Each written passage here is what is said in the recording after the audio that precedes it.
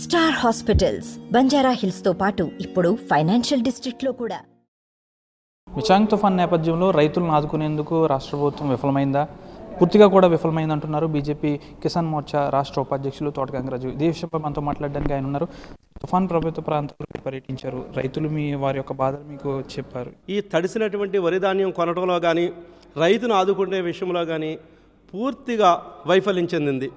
ఇటీవల కాలంలో భారతీయ జనతా కిసాన్ మోర్చా ఈ తుఫాను కన్నా ముందు చూసినట్లయితే ఈ రాష్ట్రంలో వర్షాభావ కరువు ప్రాంతాలలో ప్రకటించమని డిమాండ్ చేస్తూ అన్ని జిల్లా కేంద్రాల్లో కూడా ఆంధ్రప్రదేశ్ కిసాన్ మోర్చా ఆధ్వర్యంలో వినతి పత్రాలు ఇచ్చి ధర్నాలు చేయటం, మా రాష్ట్ర కిసాన్ మోర్చా అధ్యక్షులు కుమారస్వామి గారి పర్యటన, రాష్ట్ర పదాధికారుల పర్యటనలు చేసి అధికారులపై మేము ఒత్తిడి తీసుకొచ్చినప్పటికీ కూడా కరువు మండలాలుగా గుర్తించడంలో వైఫల్యం చెంది కేవలం 103 కరువు మండలాలుగా ప్రకటించి ఈ రాష్ట్ర ప్రభుత్వం చేతులు దులుపుకుంది.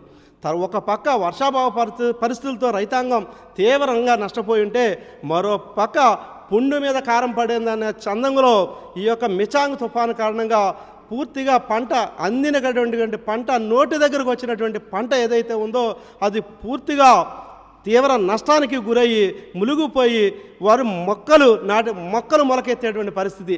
ఒక పక్క రాష్ట్ర ప్రభుత్వం పూర్తిగా ప్రతి ధాన్యపు గింజ కొంటానని ఒక ప్రకటన చేసిందే కానీ వాస్తవంగా అక్కడ కొనకుండా రైతును ఒక దళారీ వ్యవస్థతో వైఎస్ఆర్సీపీ నాయకులు ఎవరైతే ఉన్నారో రైతు భరోసా కేంద్రాల్లో దళారులుగా వ్యవహరిస్తూ రైతును అయినగాడికి దోచుకునేటువంటి పరిస్థితి. సందట్లో సడేమిడే అన్నట్టుగా ఈ తడిచిన దానాన్ని ముసురుకు సంబంధించినటువంటి ఇది ఏదైతే ఉందో ఈ ధాన్యాన్ని కొనటంలో పూర్తిగా వైఫల్యం చెందింది.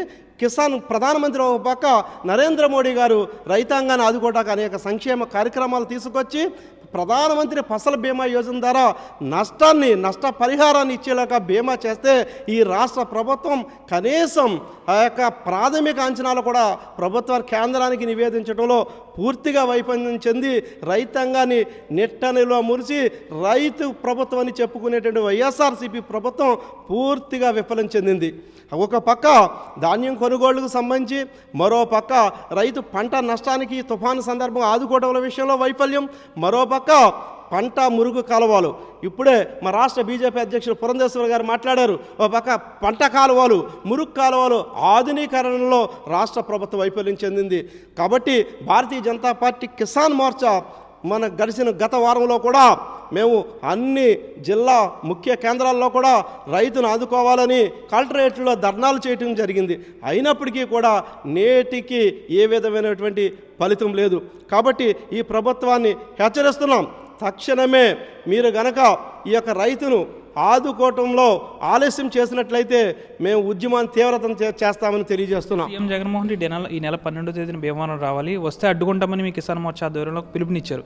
28వ తారీఖున ఇదే నెలలో మళ్ళీ ఒకసారి రానున్నారు సీఎం జగన్మోహన్ రెడ్డి, వస్తే మరొకసారి అడ్డుకునే ఖచ్చితంగా గౌరవ ముఖ్యమంత్రి జగన్మోహన్ రెడ్డి గారి పర్యటనలు కానివ్వండి, ఉన్నతాధికారుల పర్యటనలు కానివ్వండి, వెంటనే తక్షణం రైతును ఆదుకోవటం, నష్టపరిహారం ఇవ్వటంలో జాప్యం చేసినట్లయితే ఖచ్చితంగా భారతీయ జనతా కిసాన్ మోర్చా ఆధ్వర్యంలో ముఖ్యమంత్రి పర్యటనను అడ్డుకుంటామని ఈ సందర్భంగా హెచ్చరిస్తున్నాం.